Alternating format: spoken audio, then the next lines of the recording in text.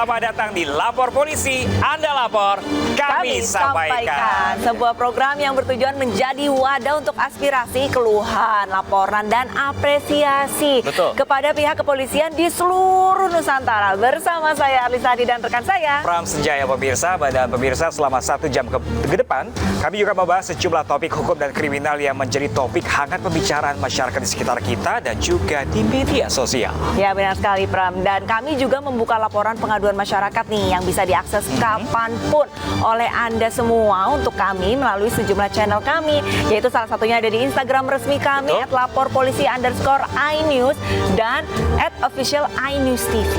Nah pemirsa, ini Anda juga bisa menghubungi kami melalui alamat email kami pemirsa di laporpolisi.inews@gmail.com dan jangan lupa menggunakan hashtag Lapor Polisi pemirsa. Dan pemirsa, kita awali informasi pertama hari dari informasi kecelakaan Arlista. Iya, benar sekali Pram. Dan ini pemirsa, dari Jakarta ini ada akibat pecah ban sebuah truk box pengangkut batu es terguling di tol dalam kota dari arah Pancoran menuju Cawang, Jakarta. Iya, kecelakaan ini mengakibatkan sopir truk mengalami luka-luka. Sebuah truk yang mengangkut batu es terguling di tol dalam kota kilometer 02400 Tol Tebet, Jakarta Selatan.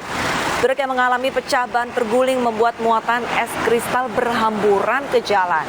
Peristiwa ini bermula saat truk melaju dari arah Pancoran menuju Cawang. Tiba-tiba di kilometer 02400 truk mengalami pecah ban dan terguling.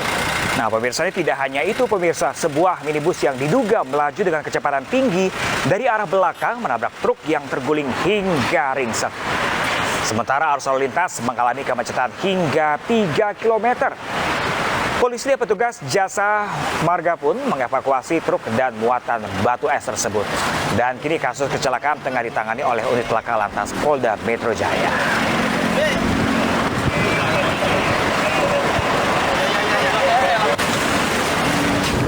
Iya, dan selain itu diduga hubungan pendek arus listrik rumah semi permanen di kawasan padat penduduk daerah Sawahan, Kota Padang ludes terbakar. Nah pemirsa, ini kerugian ditaksir pun hingga mencapai ratusan juta rupiah.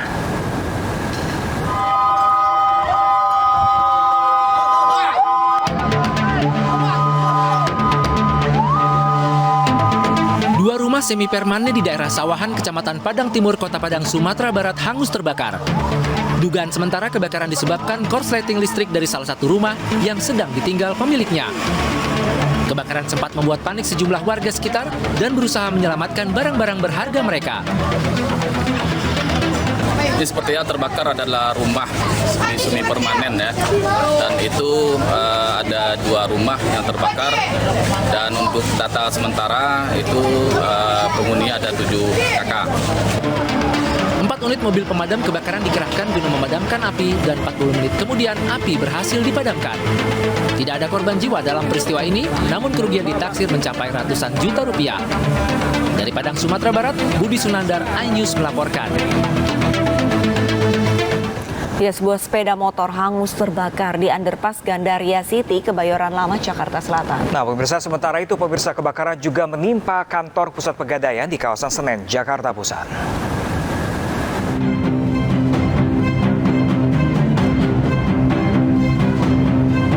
Satu unit sepeda motor terbakar di underpass Gandaria City, Kebayoran Lama, Jakarta Selatan Minggu siang. Kobaran api dengan cepat menghanguskan seluruh bagian motor. Petugas damkar yang tiba di lokasi langsung berupaya memadamkan api. Menurut saksi mata, motor yang dikendarai seorang pria ini melaju dari arah Permata Hijau menuju Pondok Indah dan tiba-tiba terbakar di saat jalanan sedang macet. Pengendara motor selamat, sementara bangkai motor dievakuasi ke kantor Polsek Kebayoran Lama. Akibat kebakaran, lalu lintas di lokasi sempat tersendat. Sementara itu, di Jalan Kramat Raya Senen, Jakarta Pusat, kebakaran melanda gedung pusat pegadaian Minggu siang. Titik api diduga berasal dari dalam ruang pantry di lantai 3 gedung pegadaian ini. Kebakaran diduga akibat korsleting listrik. Pekatnya asap yang memenuhi hampir seluruh ruangan menyulitkan proses pemadaman.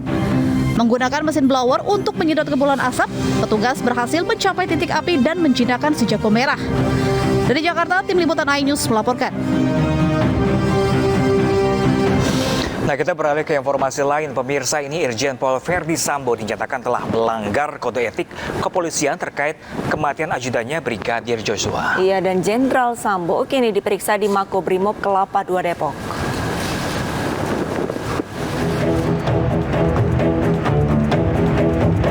Penyidikan kasus kematian Brigadir Joshua di rumah dinas Irjen Verdi Sambo berangsur menuju titik terang. Setelah kasus ini terus disorot masyarakat yang membuat kredibilitas kepolisian dipertaruhkan karena kronologi awal yang janggal, akhirnya Mabes Polri mulai menyasar sang Jenderal Sambo.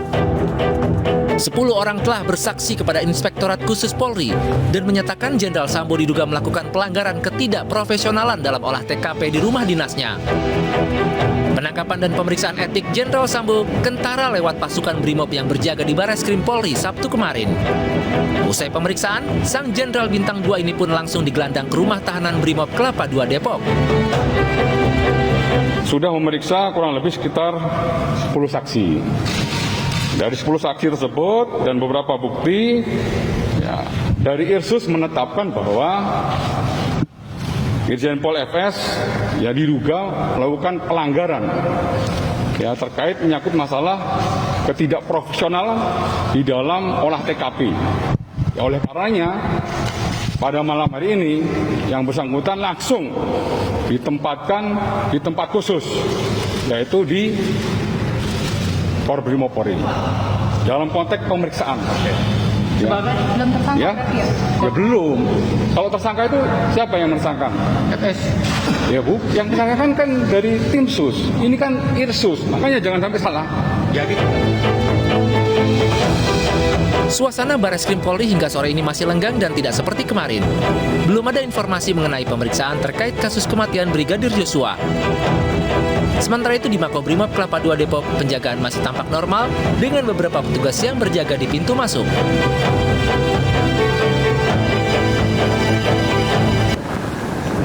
Istri Irjen Verdi Sambo, Putri Chandrawati, mendatangi Makobrimob Kelapa II Depok, Jawa Barat. Ini setelah sekian lama menjadi sebuah misteri, pemirsa, ini kedatangan Putri merupakan kemunculan pertamanya di hadapan publik.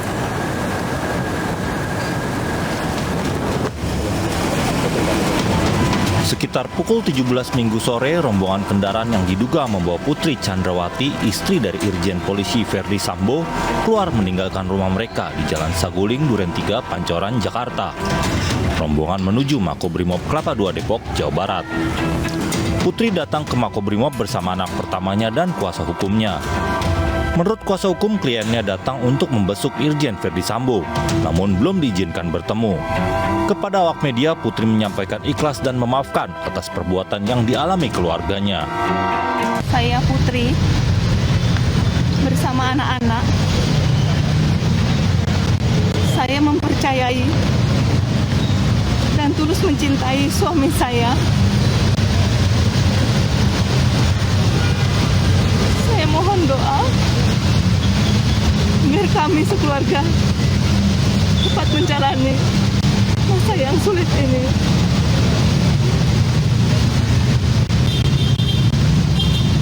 Dan saya ikhlas memaafkan segala perbuatan yang kami dan keluarga alami. Cukup ya teman-temannya. Terima kasih ya. Mohon maaf ya. Cukup ya. Tim kuasa hukum Putri mengaku sempat berkonsultasi dengan psikolog klinis sebelum kliennya datang ke Makobrimob. Psikolog telah memberi izin untuk Putri menemui suaminya yang ditahan selama 30 hari di Makobrimob Kelapa II Depok. Dari Jakarta dan Depok, Jawa Barat, tim liputan Ainus melaporkan. Ya, sementara itu pemirsa dan juga Arlista, ini ajudan dan sopir istri mantan Kadipropam Polri nonaktif Irjen Verdi Sambo menjadi tersangka pembunuhan Brigadir Nofriansyah Yosua Huta Barat.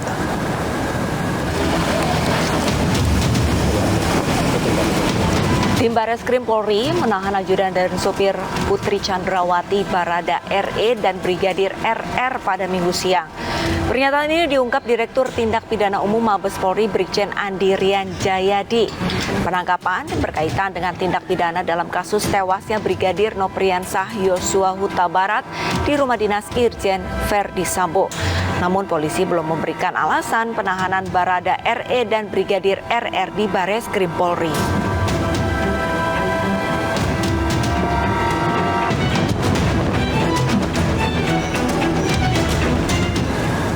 Ya pemirsa, dan Pram, ini tidak berselang lama setelah tim kuasa hukum Baradae menyatakan mundur. Baradae kini memiliki kuasa hukum baru. Nah, ini melalui kuasa hukumnya pemirsa, Baradae mengaku bersedia menjadi justice kolaborator dalam kasus kematian Brigadir Joshua.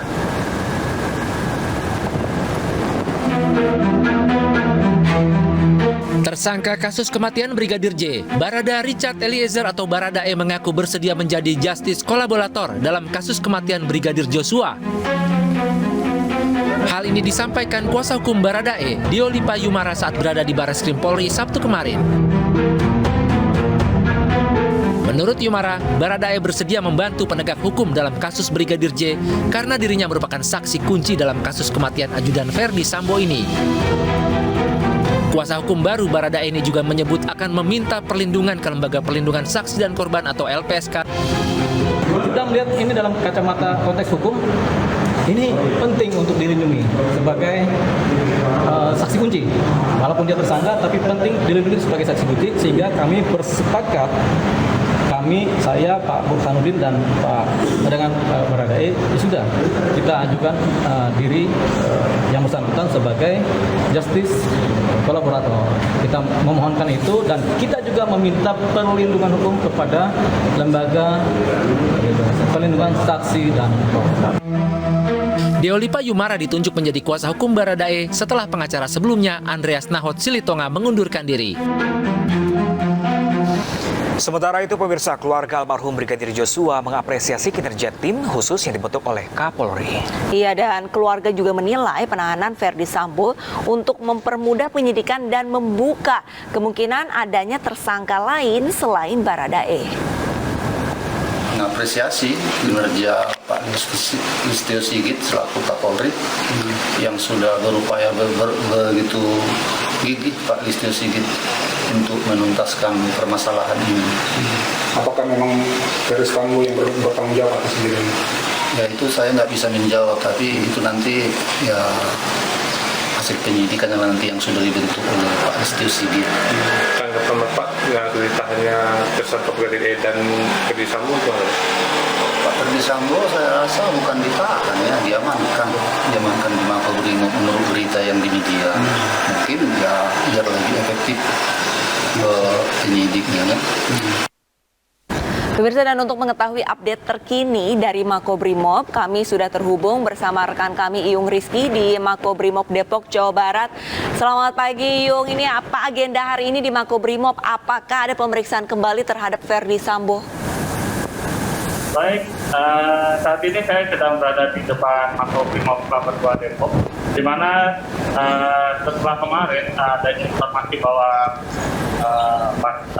Irjen Ferdi Sambo dibawa ke sini, rencananya hari ini pihak keluarga sama kuasa hukum Irjen Ferdi Sambo sendiri akan kembali datang ke Makobrimob Kelapa II. Namun untuk waktu dan jamnya belum bisa kami pastikan gitu.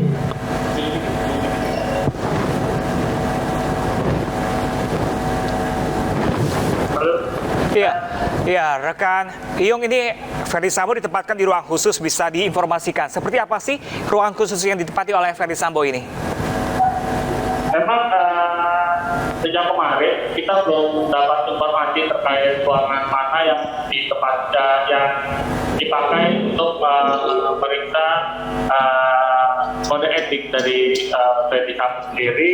Di ruangan mana kita belum dapat secara pasti posisi dan ruangan khusus seperti apa yang ada di dalam Makobrimob itu sendiri.